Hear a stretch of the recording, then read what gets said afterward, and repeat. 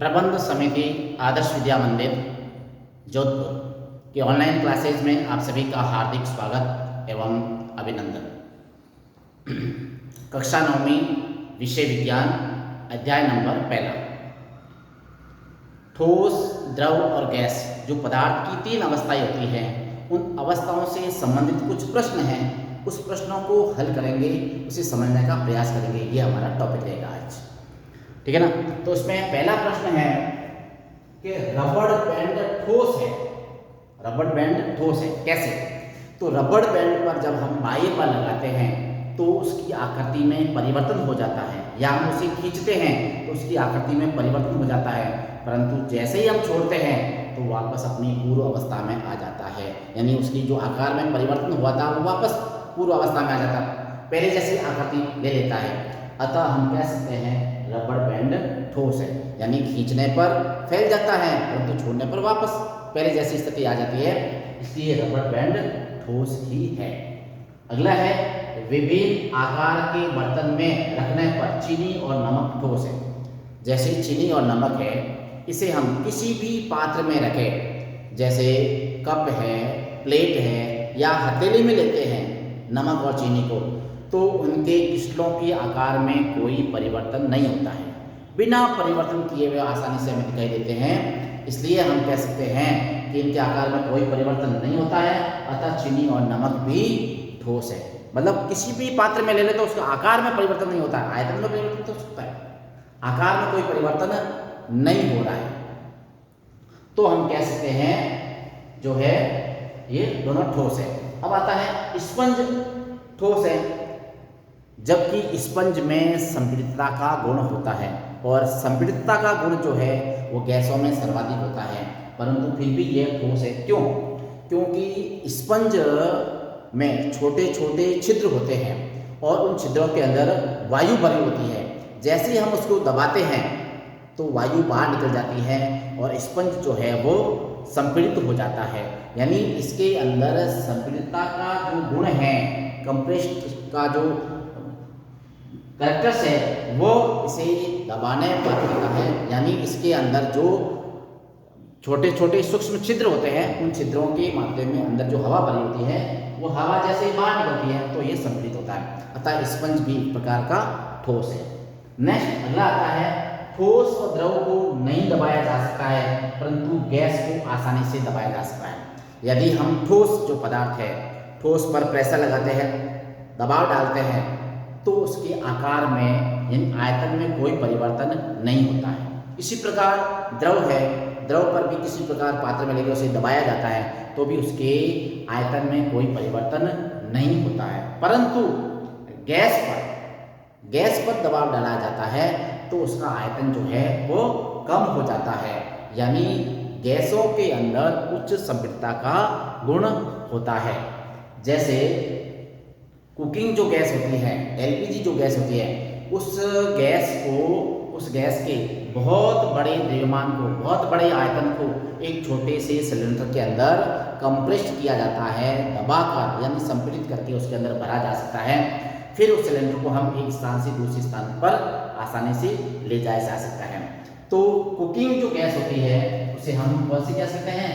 LPG gas कहते हैं। LPG gas, LPG का फुल फॉर्म होता है लिक्विफाइड पेट्रोलियम गैस, द्रवित पेट्रोलियम गैस, जिसका उपयोग घरों में भोजन को पकाने में किया जाता है। इसी प्रकार दूसरा आता है एक सीएनजी। सीएनजी होता है compressed natural gas. Compressed natural gas यानी संपीड़ित प्राकृतिक गैस।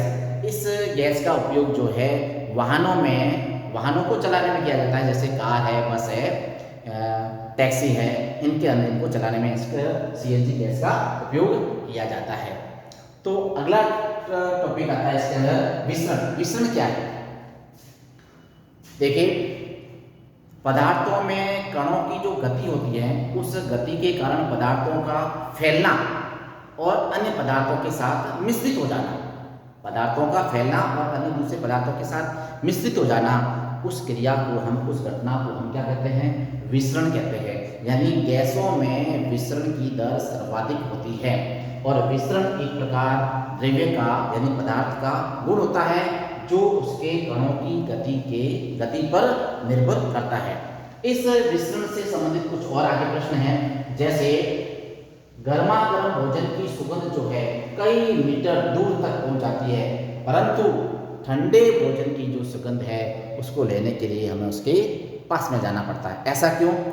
गर्मा गर्म जब भोजन यानी भोजन को जब पकाया जाता है तो भोजन में जो पदार्थ होता है वहाँ से कुछ सुगंधित गैसें निकलती है। वो गैसें जो है तेजी से शीघ्रता से फैल जाती हैं और वायु के कणों के साथ मिश्रित हो जाती है, मतलब उसके अंदर मिश्रण की क्रिया बहुत फास्ट होती है, तो वायु के कणों के साथ फैल जाती है और वो परिपूर्ण जो वायु जो है गति करती हुई जब हमारे नाक के पास पहुंचती है तो हमें उसकी सुगंध प्राप्त होती है, सुगंध महसूस होती है। यानी गर्म करने पर उसके जो कण होते हैं, पार्टिकल्स होते हैं, वो तेजी से गति करते हुए वायु के साथ मिल जाते हैं और वायु जब चलती है तो हमारे जब नाक तक पहुंचती है तो उसकी सुगंध हमें प्राप्त हो जाती है। लेकिन ठंडे भोजन में जो गैसें निकलती है उन गैसों में विसरण की दर न्यूनतम होती है बनिस्बत गर्म भोजन की अपेक्षा, इसलिए उसकी सुगंध लेने के लिए हमें उसके पास में जाना पड़ता है। इसी प्रकार जैसे अगरबत्ती है, अगरबत्ती कहीं कमरे में कोने पे रखी हुई है तो उसकी सुगंध लेने के लिए हमें उसके पास में जाना पड़ेगा, लेकिन वही अगरबत्ती अगर जला दी जाए तो जलाने पर उसके जो धुआं निकलता है वो धुआं जो है वायु के कणों के साथ मिल जाता है और वायु के कणों में विस्तृत हो जाता है और जब वो सुगंध जो है हमारे तक पहुंच जाती है गति करने के कारण, कणों के अंदर जो पार्टिकल्स होते हैं उनमें गति होती है, उसके कारण वो हम तक पहुंच जाते हैं। उसी प्रकार आगे चलते हैं, अगला प्रश्न आता है, गैस जो है पूरी तरह बर्तन में भर जाती है। गैस को किसी भी पात्र में जब भरते हैं तो वो पूरे पात्र में फैल जाती है। ऐसा क्यों?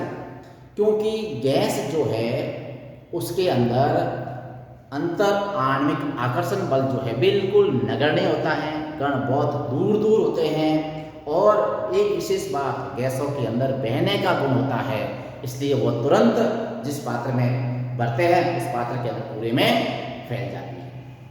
ठीक है, नेक्स्ट, गैस बर्तन की दीवारों पर दबाव डालती है। गैस जो है वो अनियमित और अनियंत्रित रूप से शीघ्रता से उसके कण जो है गति करते हैं। अनियमित व अनियंत्रित रूप से शीघ्रता से कणों में जो गति होती है उस गति के कारण कण जो है जिस पात्र में भरा जाता है उस पात्र की सभी दीवारों पर दबाव डालती है, प्रेशर मारती है, क्योंकि वो उसकी गति जो है अनियमित होती है। ठीक है ना, तो वो जो है बर्तन की दीवारों पर दबाव डालती है, दाब डालती है। लकड़ी की मेज ठोस है। लकड़ी क्या है? लकड़ी ठोस है। क्यों? क्योंकि लकड़ी के अंदर जो कण होते हैं बिल्कुल पास पास में होते हैं, आकर्षण बल बिल्कुल सबसे सर्वाधिक होता है, घनत्व भी अधिक होता है, तो आकर्षण बल अधिक होने के कारण उसके कण जो है पास पास में होते हैं और लकड़ी का जो आकार है और आयतन जो है वो दोनों निश्चित होते हैं। ये सब गुण किसमें होते हैं? ठोस में होते हैं। इसलिए लकड़ी क्या है? लकड़ी ठोस है। जब लकड़ी ठोस है तो लकड़ी की बनी जो मेज है वो भी क्या होगी? ठोस होगी। इसलिए लकड़ी की मेज जो है वो ठोस है।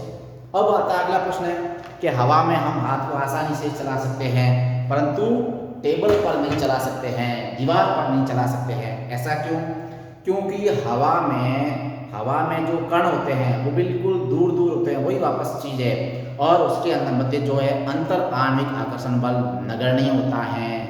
ठीक है ना, और कण जो है दूर दूर होते हैं जिसके कारण हम हाथ को आसानी से घुमा सकते हैं, परंतु टेबल और दीवार उसमें कण जो है बिल्कुल पास पास में होते हैं, उनके आकर्षण बल बहुत जकड़े होते हैं, मजबूत होता है, कण आपस में जकड़े हुए होते हैं, इसलिए हम उस पर हाथ नहीं चला सकते। अगर चला सकते हैं तो जूडो या कराटे के अंदर हमें दक्ष होना पड़ेगा।